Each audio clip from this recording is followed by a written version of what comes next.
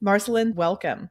Thank you. Thank you, Amy. Thank you for the invitation. Thank you for having me.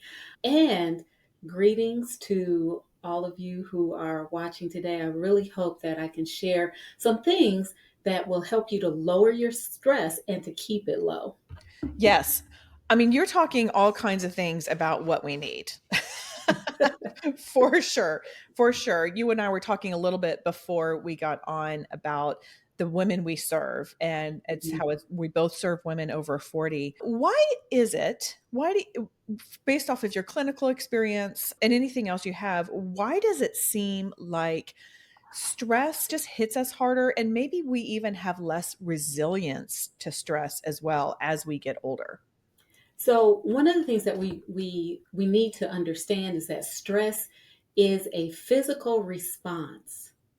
It's a Hmm. physical response to a stimulus, to a change, and it could be anything.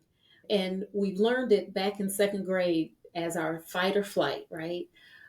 What happens to us is that when the stress response is initiated, that starts our sympathetic nervous system and it starts pumping all kinds of hormones into our body, primarily adrenaline and cortisol.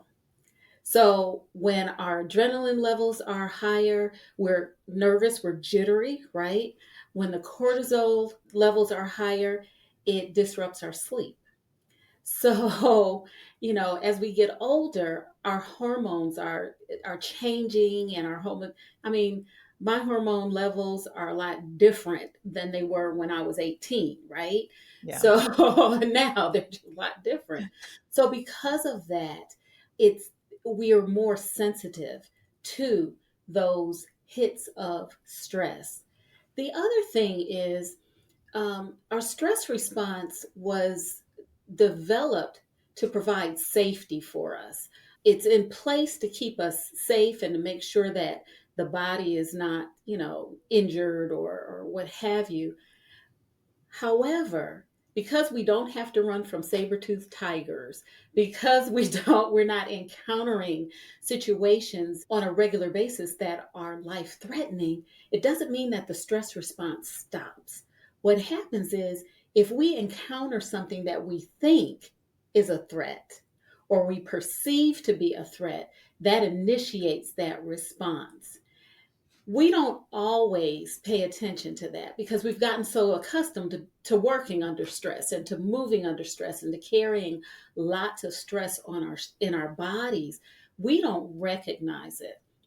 And so because we don't recognize it, our stress levels are already high and we don't often know when we're feeling additional stress until we have some type of physical reaction or some type of physical outcome like chronic conditions, heart disease, lung disease, obesity is related to stress. We may be anxious, we may experience anxiety or depression. So, all of these things are outcomes of chronic stress. So, to answer your question, we don't notice it really until it becomes a major problem due to physical health. The other thing is, we're not as physically active when we get older. It's a lot easier to sit down, put feet up, and just relax. The thing is, because stress is a physical reaction, those hormones are in our system, our muscles are tight, we really need to move. Movement, walking, exercise helps to alleviate all of that. And so, because we're not as active, it's not as easy. So, again, that's why it's a little harder for us to manage it as we get older. Yeah, those are great. I don't know why, because I know this, but there was just kind of a light bulb thing for me with the physical response, that Mhm. stress is a physical response. And so also, as we are aging, things are not working quite at the level that we were, right? In Right. so many ways. And because of that, I think it helps me connect the dots that this is why we're having a harder time, maybe I don't want to say managing stress, but maybe that's the right word, because our body is just operating at a different level than it used to. Yeah, I talked about the physical, but then there's that cognitive piece where we are naturally negative leaning. That's just how our brain works. So if we encounter a situation that's difficult, we're going to think the worst because our brain is trying to figure out, it's trying to problem solve. So it goes to the worst scenario to really try to help us figure out how we can get through it, but that increases our stress levels. So we have that cognitive piece. We also have that emotional piece, that piece that the emotions that we fall to because of habit based on our experiences, right? We're afraid of loss. We become angry and frustrated when we can't figure something out or when we're challenged beyond what we feel we can manage. All of that increases our stress. I think about my mother. My mom is 89 years old and she refuses to even try to use the computer. It frustrates her. You Mhm. know, she just can't because she just cannot cognitively get it. She also, when she makes a phone call and she gets a recording that says, press one if you want XYZ, press two if you don't want XYZ. She can't stand that. It's just so, she wants to talk to a person. Oh, So, so we also have that, you know, where there's technology that's new for us and we're not accustomed to it and it's frustrating for us. That also increases our stress levels. So there's sure. so much. Yeah, for sure. When you were talking earlier about how we've gotten so accustomed to stress that maybe we don't even notice it. And the analogy I have heard is just like, hey, little light tapping on the shoulder, and then maybe like your fingers, and then something, and then it's basically like stress is like shaking you in the form of chronic pain or panic attacks or something like that. Mhm. I know you help people find the root of their chronic stress. Talk to us about why it's important to do that. And yeah, so we'll start there. And then I've got a follow up question to that. Okay. So when I talk about the root, I'm talking about what is actually causing the pain, what's causing that fear, what's causing the anger, what's causing the frustration. If we don't address the root cause, we're really just treating symptoms, right? It's like putting a band-aid on a wound. Sometimes you have to go in and clean the wound out so that it can heal properly. I think the same applies to stress, especially if we are experiencing chronic stress, that stress that is causing those medical problems like we discussed, that exacerbates conditions that we discussed, arthritis, cancer, diabetes. I think it's important to find what's the base of that? What's really feeding into that? Because if we can address that, then I think we can really tackle in a meaningful way the stress in itself. We can, you know, hit it with an antibiotic, so to speak, that's targeted and we can really tamper it down. What about, so all of that makes sense. And I love that conceptually. But Mhm, what about when our stress is our job, or our stress mhm, is because we are a caretaker, and maybe a caretaker to our parents and our children and or grandchildren? When we have these chronic root issues that we can't just stop, how do mhm. you help us navigate that? Sure. So let's talk about caretaking. So with caretaking, as I said, my mom is 89 years old. She's really independent, but there are some things that she comes to me for. She asks me about. One of the struggles that I personally have is that she's getting older. Mhm. So when I feel increased stress because she says I don't understand this, she has a letter she doesn't understand something. It's not that I can't help her. I want to help her. I desire to help her, My personal issue is that she's getting older, which means that I'm going to lose her at some point. So to me, that is the root for me. Okay. That's when she's, wanting help, when she doesn't understand, when she needs something.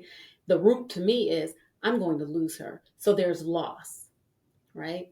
So I think with caretaking, to expand upon that, I think we look at what's our relationship with the person we're caring for, that elderly person. Do we have unresolved issues that is causing us to feel stressed when we have to help them?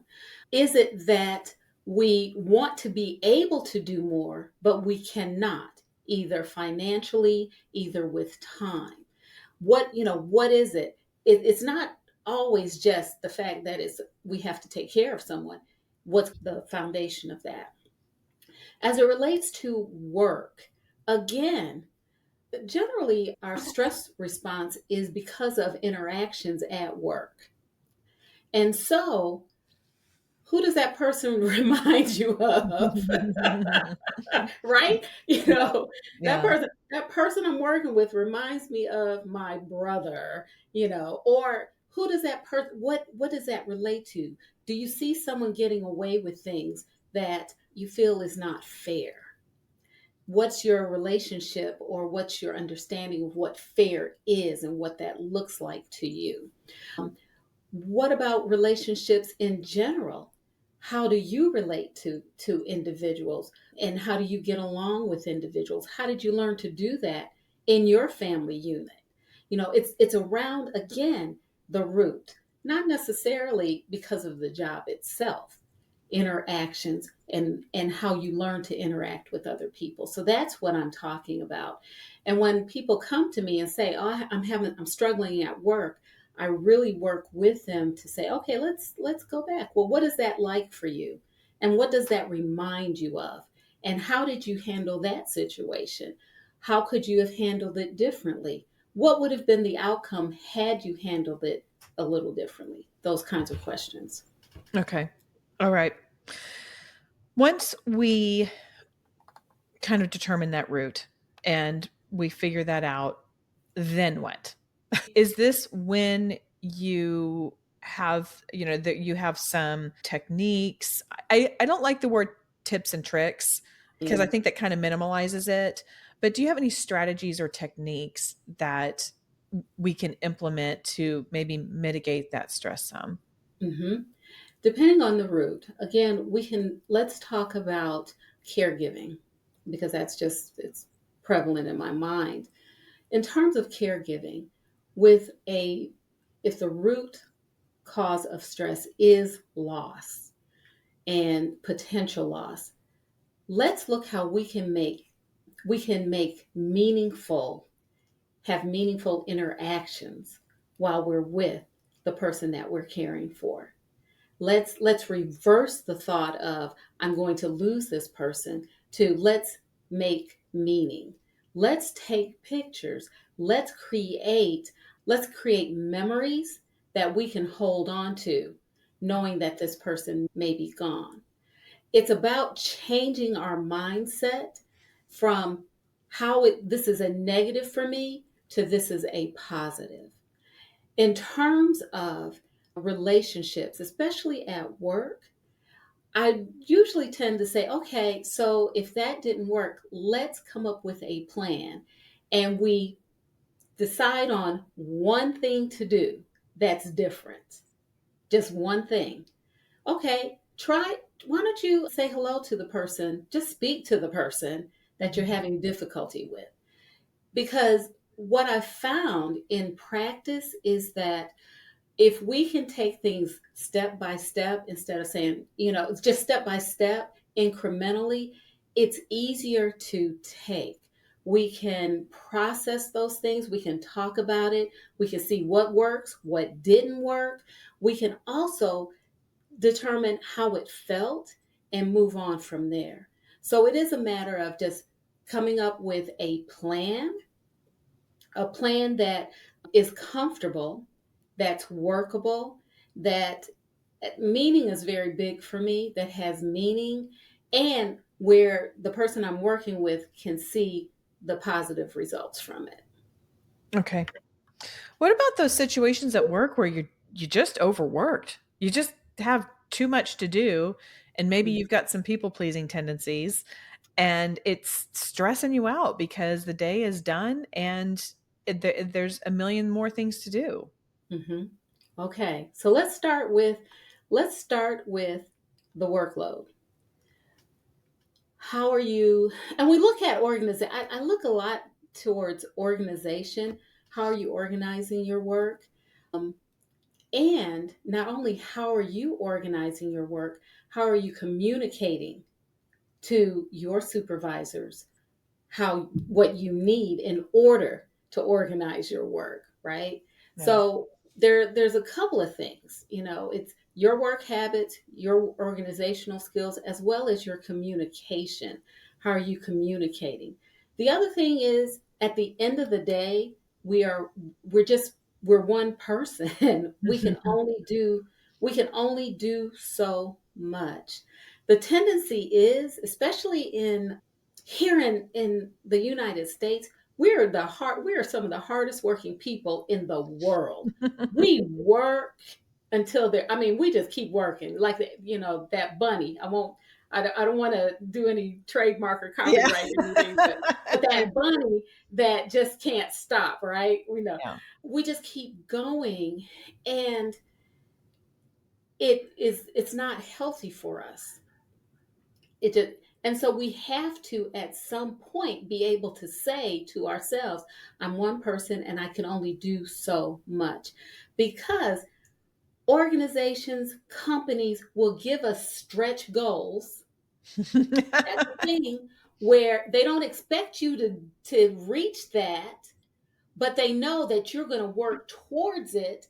And if you get to this level, that's super. That's great. That's more than they would have expected had they not given you that stretch goal. So we really have to look at, it's really just looking at things in general, but specifically for you: organization, communication, and the reality. You're just one person. You can only do so much. Mhm. One of the things I have had to learn and remind myself of is all of that. And then coupled with, I have a very different, to go back to your analogy, I have a different battery than other people do. I have some friends that can just operate at a higher level with more endurance, with more oomph than I can. And Mhm. I'm very grateful because my husband and I are the same way. So we we really make sure that we get some downtime in. That was actually a really big growth point for us when we were first married because I was like, "All right, it's the weekend. Let's go," because that's all I knew Yeah, from families of origin. And he was yeah. like, "Oh no, no. No, no. I'm watching football all day long." That's Mhm. what I need. But now that I think some of it is getting older too, like knowing that I can't operate, my one person is different than a friend of mine's one person. Yeah, yeah, absolutely. Okay, so here's a story.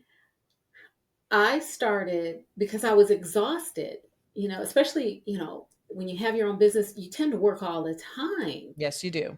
And I found myself exhausted. And so I made a conscious decision to be in bed by 9:30. I was work towards that. At 8:30, I would start getting ready for bed. And when I started doing that, I might go to sleep at 9:30, 9:40, or 10 o'clock, but I'd wake up refreshed. And I get up at like 4 o'clock in the morning, 4:30. So, I mean, I'm an Wow. early riser. My husband laughed at me. He thought it was the funniest thing. Oh, you're getting ready for bed. Ha, ha, ha, ha, ha. Yeah. And then he started doing it too. Yeah. And he says, you know what? I give you credit for getting me to go to bed earlier. I think as we get older, we need that rest. Mhm. Rest is restorative. Our bodies heal itself when we are sleeping. our cells regenerate while we're sleeping. It is so important for us to get a good night's sleep because not only do we feel rested, we're healthier. Yeah. Yeah, I am highly protective of my sleep, so much so that when my oldest son, what he's in college now, but he was probably mid high school. And I said something about like, is there anything that you would have changed with me and my parenting? And I was expecting him to say, oh, I wish you would have let me go out more, or something. He goes, well, I wish you wouldn't go to bed so early because sometimes I want to talk. And I'm like, oh, but I'm a better mom because I do go to bed early. There you go. Okay, I know you are passionate about helping women with some mindful breathing techniques. Can Mhm. you share some? And it's so funny that we're having this conversation today because I think I'm a personal trainer. I Yeah. was working with a client this morning and she was saying how her therapist was encouraging her to guide her own meditation or mindful breathing, however you want to call it. And she was like, she goes, I try. And she goes, I'm, I'm not supposed to say I can't, but I'm having a really hard time with it. And so I think it's so funny that this is coming up because I think that's something that a lot of us would like to do more and feel. But yeah, do you have any ways of helping us guide ourselves or through guided meditation? Yes. The foundation of mindfulness meditation is placing your attention on the breath. One way to do that is not to think about it, but to feel it. So I will often tell people, I always tell people when we're doing meditation together, I will tell them to place their attention on their breath where they feel it more profoundly. So that might be coming right through their nostrils because when you're breathing, you can actually feel the air going through if you're paying attention to that. Or it might be where their chest rises and falls. And they don't have to change it. They just have to focus their mind on that particular place. So that's to me, if I'm in the grocery store and I'm in line, I'll just start breathing mindfully because that is just it's something I can do. Nobody really knows that I'm doing it. And that's something that I often share. Another thing is having a bottle of water or just a water bottle. It's very easy to take a sip of water, hold that water in your mouth, and then I'll suggest breathe through your nose a couple of times, then swallow the water. Oh, interesting. So that it's refreshing to do so, but it also slows us down, right? Slows Right. us down. So just taking a sip of water, holding it, breathing a couple times through your nostrils, and then swallow. So that's another suggestion that I have. There are other ways that we can breathe mindfully that take some movement, holding your nostrils. That's one way.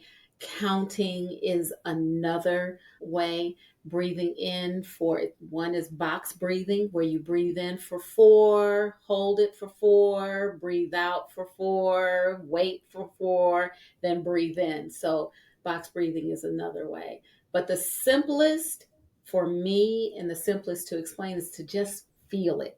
Feel it where you feel, notice where you feel the breath more profoundly in your body. Yeah, those are great. Thank you. Okay, now to add on to that, a lot of the women in my community this is a Christ centered podcast. Not all of our Mhm. conversations are centered around faith, and not all of my guests align with that. However, that is where I stand, and that's where a lot of my community are. So, how can we incorporate Jesus or our faith or the Holy Spirit into mindful breathing? Okay, so you're touching on a verse that is very dear to my heart, right? So, when God created man, Yeah. he breathed in the breath of lives, ruah, which is interpreted spirit or breath. Some people translate it as the Holy Spirit, but Ruah. And we know that the difference between life and death is one breath. Mm, I I believe that women of faith, as they are breathing, should remember and should take note of what we have inside of us. It's almost like a prayer or meditation in itself to me personally. When we're talking about breathing and the importance, I mean, we're talking about when air comes into our body, air actually takes life through our body. The oxygen in our cells actually feed us, right? It takes all of those nutrients through our body, and then, our blood takes all of the things that we don't need and take it away. So it's not just that we are breathing, we're breathing life. mm, And we can remember how we got life, and not just this physical life, but that which is to come. So I have to bring myself down. I'm sorry. I no, apologize for that. no, yeah, that is welcome here. Yeah. So I think it's important for us with each breath, and I guess maybe because I'm older, with each breath, just recognize how precious it is, and how it can really connects us to our Father, to one who is big enough to hold every problem, every concern that we have. There's nothing that happens that he does not know about and he has not planned for. Yeah. I gotta, Amen. I can't, I just, this is just where I am right now. And if I could just take a moment, because we are living in a time where it's very scary right now for all of us for all of us. And it takes all of us to join in our faith, knowing in whom we believe that He is going to bring us through. And every time I think about the breath of lives, I am convinced that when He blew that breath of lives into man, He knew where we were going to be here today. I'm convinced of that. And there is nothing that we cannot face as long as we stand in faith and in praise to a God who is greater than anything on this earth, in the heavens, and under this earth. And I just can't, I just have to say that. And I hope it's okay. Absolutely. Absolutely. I wish I could just reach through. I just want to hold your hands right now. Amen to all of that. And it's such a good reminder. Yes. Thank you for saying that. Thank you for saying that. I kind of need a moment now myself. Go on. Yeah, you look like you have more to say.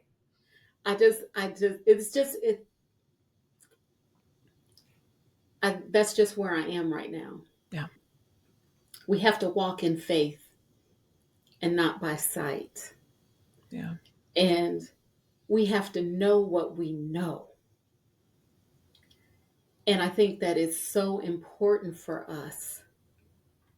We are we are splintered when we should be together. Hmm. We are healthier when we are together.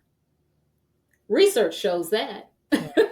Research shows that we are healthier when we are together. Yeah. And it's so important for us. It really is. It's important for us to remember who we are in Him. We're more than what we see right now. We are fearfully and wonderfully made. We are made in His image. Yes, we are. And you're so right about how splintered we are right now. And, coming up on we're in an election season, and there's so much. And, I wish we had time to get into uh, the stress effects of the 24-hour news cycles and seeing all of I mean, all of the stuff that's going on all around the world. It's all in our face all the time. I'm so glad you brought up and just brought it back to home of God knew when he breathed the life into Adam, and he knew where we would be right now, and just stepping back and remembering that he's got us and we are stronger together. Thank you for that. Yeah. I feel like we just had church. I love it. Okay. So pulling this back to mindful breathing, pulling it Yes. back to recognizing the importance of doing so. I know you have an ebook called Calming the Mind, Yes. and you also lead group meditation classes. So tell us Mhm. about both of those. Yeah. So in our in our group meditation class, it's offered in person as well as it will be offered virtually. But basically, what I do is I go through instruction around the technique and I give some history. And for me, understanding that mindfulness meditation is rooted in the Buddhist tradition. However, I teach it, and the way I was taught to teach it is secular. But some of that history is important in the sense that we talk about impermanence. You know, things don't stay the same, Mhm. right? Even the Bible talks about that. To everything, there's a season and a time Yes. to every purpose under the heaven. So nothing stays the same. So there are some instructions or history that, for me, when I talk about it, I can connect it to my belief and my faith. And then we practice.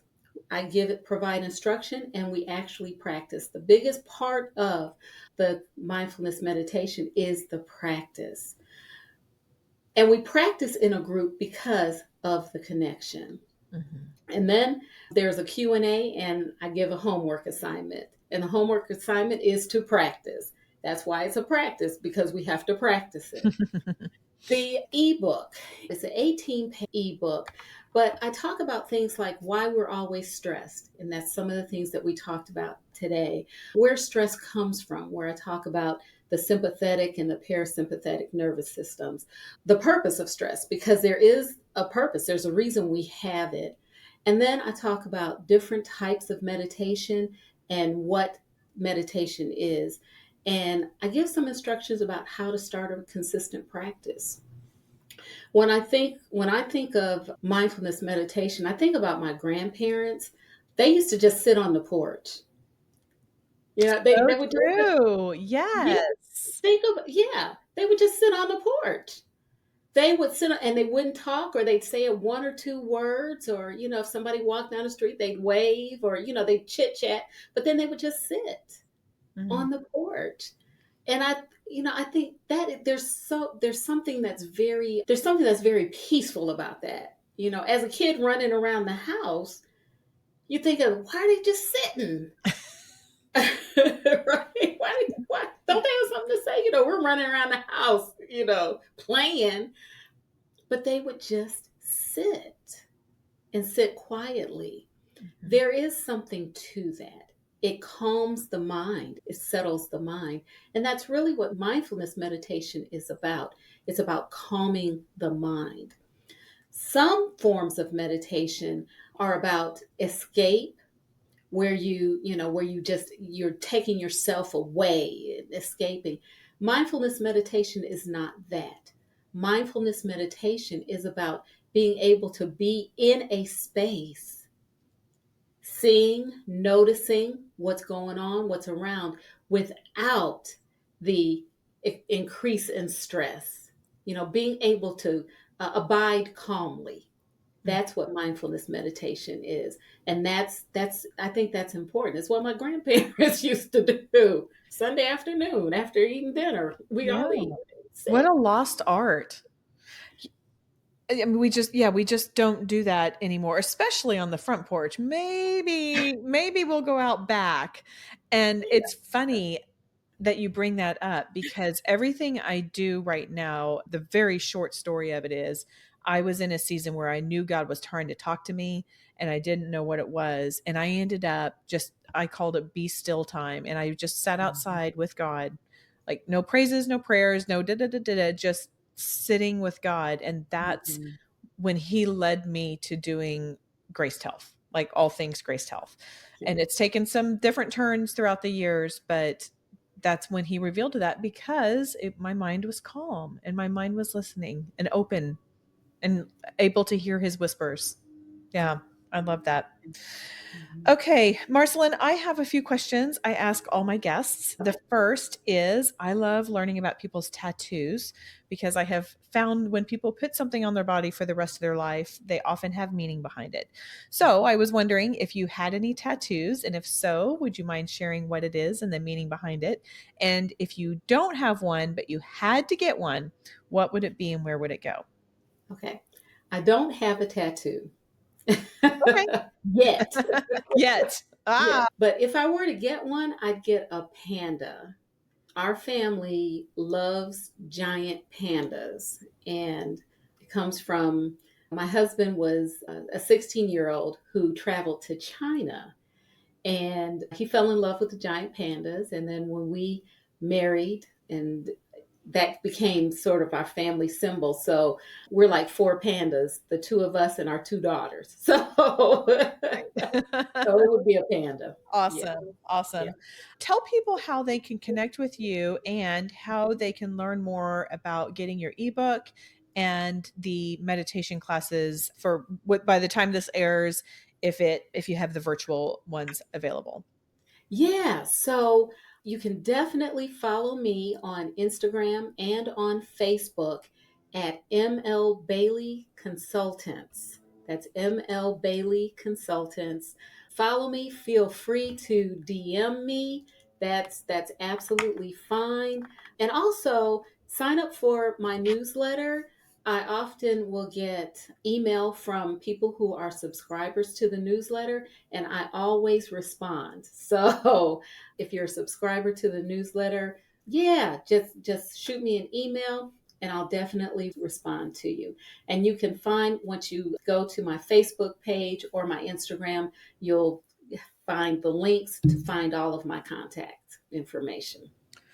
The other thing you do is that we haven't even talked about is you have well, I listen to it on my podcast app, but I know you do live trainings too of called Stress Talk Live with Marceline Bailey.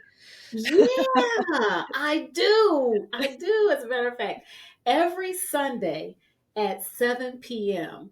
And I talk about information that I feel is pertinent to women over 40. One of the things I say is that I share strategic stress management and solution focused self care to women over 40, because I believe I go deeper than just things that you can find on your browser, on your web browser. I like to go deeper, sharing information that I've learned. I share some of my experiences with stress, but I try to give things that are meatier, that are helpful in your everyday life. So you can find that podcast anywhere you find your podcast, but you can also watch live on ML Bailey Consultants Facebook page, as well as on YouTube at ML Bailey Consultants. Awesome. And I have tuned into those and you offer wonderful content. So thank you for that. I know it takes a lot of work to put that kind of stuff together. Okay, Marceline, you get the last word. What is the one simple thing you would like us to remember about today's conversation? Oh, I forgot I to ask. Hold on. Before I Yeah, do that, I yeah. forgot to ask about a meaningful Bible verse. You've been dropping them throughout our time, but I typically ask this question at the end too. Okay. So, this is the verse, and I'm going back to our previous conversation, and I'm reading it out of the Women's Study Bible, and it is the New King James Version. And the Lord God formed man of the dust of the ground and breathed into his nostrils the breath of life, and man became a living being. That is a verse that is very, very dear to me. Yes. And so, the last word, I'd like for you all to remember that breath is life. And it is our way to connect not only with our Creator, but also with others. Amen. Okay, that is all for today. Go out there and have a graced day.